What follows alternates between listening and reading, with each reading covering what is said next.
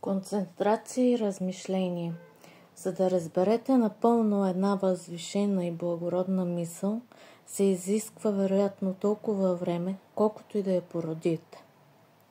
Повечето хора имат неправилна представа за концентрацията. Те я свързват с усилия и понякога с мъчителни спомени от училище. Като така убеждават самите себе си, че концентрацията е трудна. Ако обаче някога сте потъвали в удоволствието на филм или концерт, знаете, че концентрацията всъщност идва съвсем естествено, щом сте погълнати от нещо, което ви доставя удоволствие. Концентрацията не изисква свръхчовешки усилия. Тя изисква практика. Тя е умение, което се учи и развива.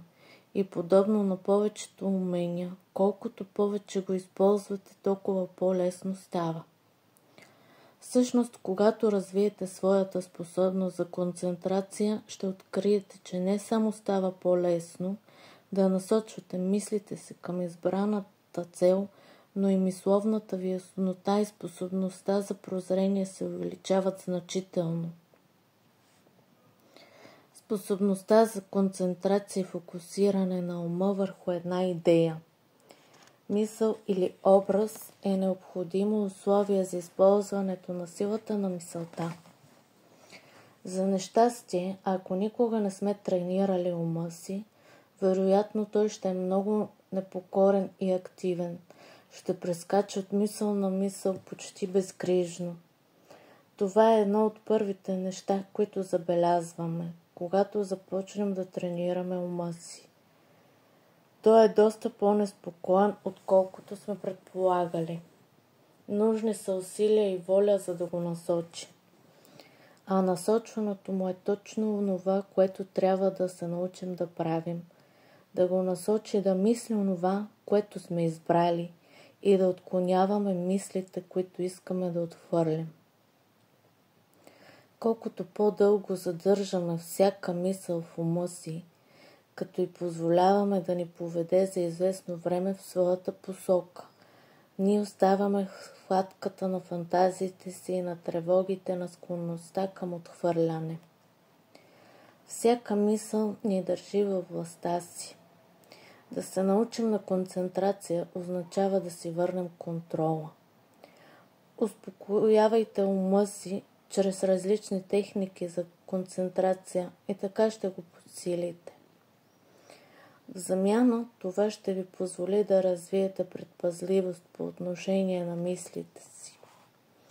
Развиването на концентрация е като развиването и укрепването на мускул. Ако, например, не сте тренирали известно време, първите тренировки ще ви се видят мъчителни, трудни и неприятни. Но ако продължите да тренирате всеки ден или през ден, като следвате редовна програма, скоро ще установите, че ви харесва и ви е приятно. Не само това, но и ще се чувствате добре и ще видите забележима промяна в издръжливостта си и външния си вид. Същото е и с тренирането на мисълта. Умът ви не е свикнал на дисциплинирано мислене. Затова първите няколко опита да се концентрирате ще бъдат посрещнати с неохота и очевидно няма да са така продуктивни, както след известна мисловна практика. Важно е да запомните, че не бива да се обезкуражавате от това, което ви се случи в началото. Бъдете търпеливи със себе си и си дайте време да развиете тези нови умения. Редовната и упорита практика води до най-добрите резултати, а те непременно ще дойдат. Уверявам ви. Размисъл. Техниките на размисъл е единственият начин, който познавам за развиване на способността ни, за концентрация. И тя не само ще изостри и укрепи ума ви, но и ще му даде по-ясно представа за онова, което изследвате. Практиката на размисъл представлява важната част от нашето обучение. Чрез размисъла ние пробиваме повърхността на идеите, истините, законите, онова върху което размишляваме, за да изследваме техните по-дълбоки значения и последствия. Ето как всички велики художници, откриватели, мистици и визионери са получавали своите прозрения през вековете. Без дълбока концентрация е почти невъзможно да се проникне в мистерията на нещата. И ето за това повечето хора имат само повърхностно разбиране със своята реалност. Колко често се заблуждаваме сами с вярата, че тъй като можем да цитираме факти или да приведем интелигентни аргументи по някаква тема, всъщност знаем всичко за нея. Може и да знаем нещо по въпроса, но то може да е съвсем малко парченце от цялата картина и определено не означава, че знаем всичко. Нека ви дам пример. Да вземем разликата между домат откъснат, докато е още малък, твърд и зелен, и домат, който е озрял добре на слънце, станал е сладък и сочен. Можете да кажете, че знаете какъв е вкусът на домата, след като сте изяли зеления и технически ще сте прави. Може да твърдите, че доматите са горчиви и твърди, тъй като вашият опит с доматите говори това. Но сега опитайте сочния, добре озрял домат и веднага ще видите колко много сте пропуснали. Вашето схващане за възможностите на домата току-що се е разширило неимоверно. Сега сте опитали и двата вида и знаете каква е разликата. Истинският потенциал на един зелен домат се е разкрил пред вас. По подобен начин, след като сте прочели веднъж, може да кажете, че сте разбрали как работи силата на мисълта. И ще е вярно, че сте получили основната информация. Но колкото е по-различно, ще е за човек, който не само е прочел, но и практикува редовно предложените техники.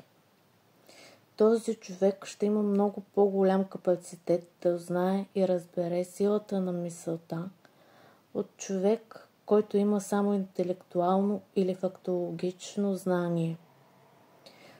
Пък по подобен начин човек, който размишлява върху някакъв проблем, известен период от време ще добие доста по-дълбоко разбиране от човек, който не го е направил.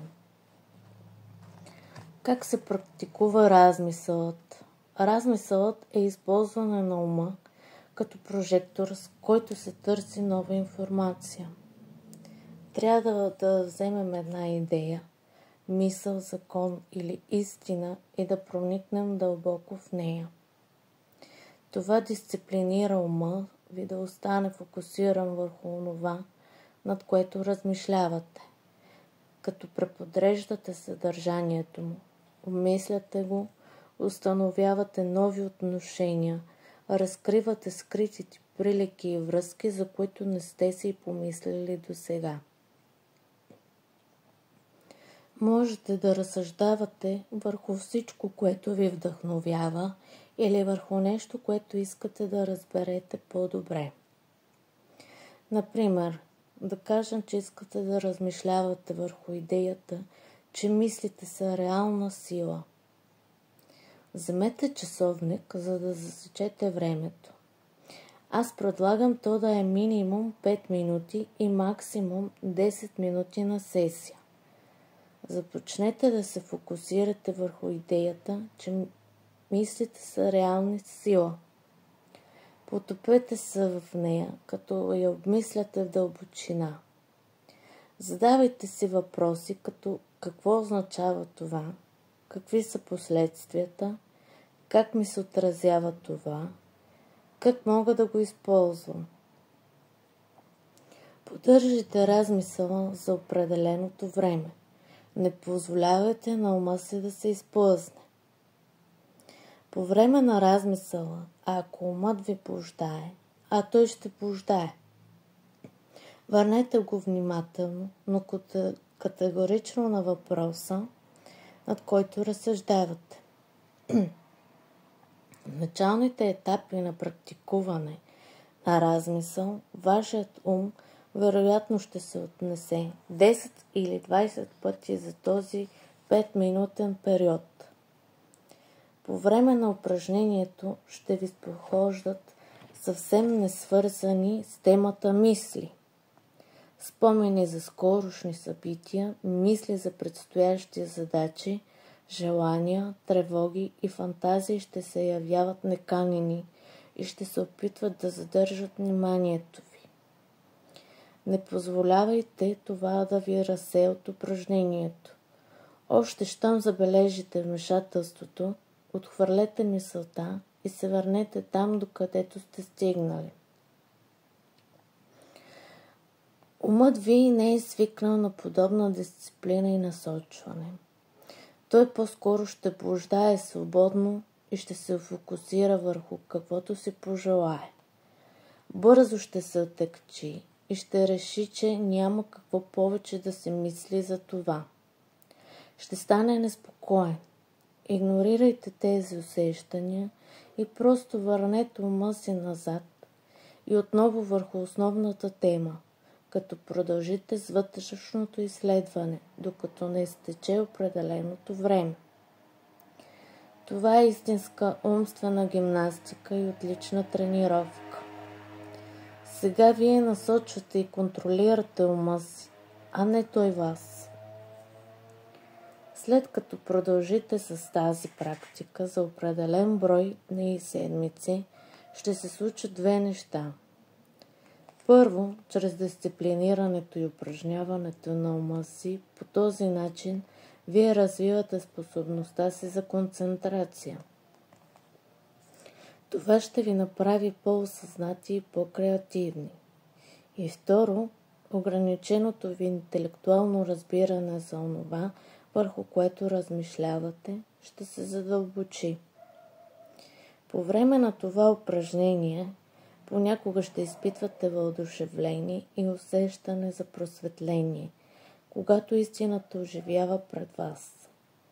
Добра идея е по време на размисъл да имате лист и химикалка под ръка, за да можете да записвате всяко прозрение, което ви споходи. Ще установите, че преживявате емоционално приемане на това, върху което размишлявате. А то е много по-удовлетворяващо и по-силно от всяко просто интелектуално разбиране. Ще проникнете дълбоко в сърцето на проблема. Латентната сила на ума се развива чрез упражнения. Способността да се мисли правилно и мощно идва с практиката. Още днес започнете да засилвате умението си за концентрация, като практикувате размисъл. Може да размишлявате върху това, че притежавате могъщо подсъзнание или че мислите влияят на реалността, или пък върху някой от стотиците променящи живота принципи, които се съдържат в тази книга. Каквото и да изберете за тема на размисъл, наградите за усилията ви ще са безброй.